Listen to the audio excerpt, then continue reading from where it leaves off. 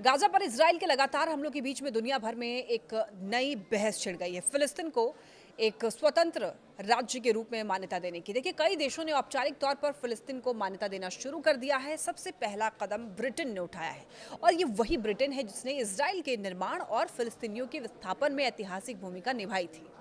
इसके बाद देखिए, कनाडा, ऑस्ट्रेलिया और पुर्तगाल जैसे देश भी इस कतार में शामिल हो गए हैं।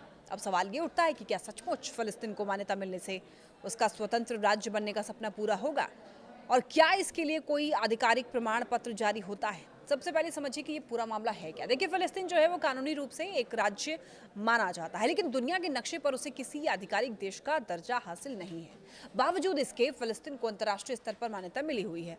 उसके विदेशों में राजनयिक मिशन है, ओलंपिक जैसे वैश्विक आयोजनों में हिस्सा लेता है, लेकिन इसकी सबसे बड़ी कमी यह है कि फिलिस्तीन की अंतर्राष्ट्रीय स्तर पर मान्यता प्राप्त सीमाएं नहीं है, स्थायी राजनीति नहीं है और सेना भी नहीं है, और यानी कि नाम है, पहचान है, लेकिन ढांचा अधूरा है। तो अब सवाल है कि आखिर क्यों कई देश अचानक फिलिस्तीन को मान्यता देने लगे हैं?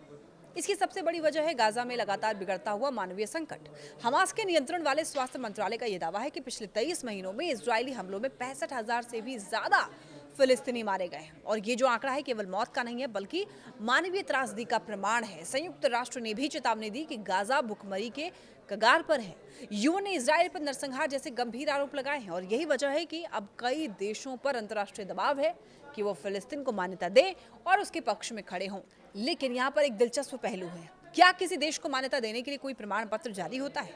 इसका जवाब है नहीं। असल में मान्यता एक राजनीतिक प्रक्रिया है और कोई औपचारिक कागजी कार्रवाई नहीं है। जब एक देश दूसरे को मान्यता देता है तो वो राजनयिक संबंध स्थापित करता है, दूतावास खोलता है या फिर आधिकारिक बयान जारी करता है। इसमें किसी तरह का भौतिक प्रमाण पत्र या फिर कानूनी दस्तावेज नहीं दिया जाता। मान्यता का ऐलान आमतौर पर सार्वजनिक घोषणाओं, आधिकारिक बयानों या फिर राजनयिक नोट्स के माध्यम से किया जाता है। यानी कि फिलिस्तीन को मान्यता देना एक तरह का संदेश है, राजनीतिक समर्थन और अंतर्राष्ट्रीय स्तर पर उसकी स्थिति को स्वीकार करना। लेकिन असली सवाल यही है कि क्या केवल मान्यता से फिलिस्तीन का स्वतंत्र राष्ट्र बनने का सपना पूरा हो पाएगा? क्योंकि जब तक उसके पास अपनी तय सीमाएं, राजधानी और प्रशासनिक नियंत्रण नहीं होगा, तब तक वो केवल आंशिक रूप से मान्यता प्राप्त राज्य ही रहेगा।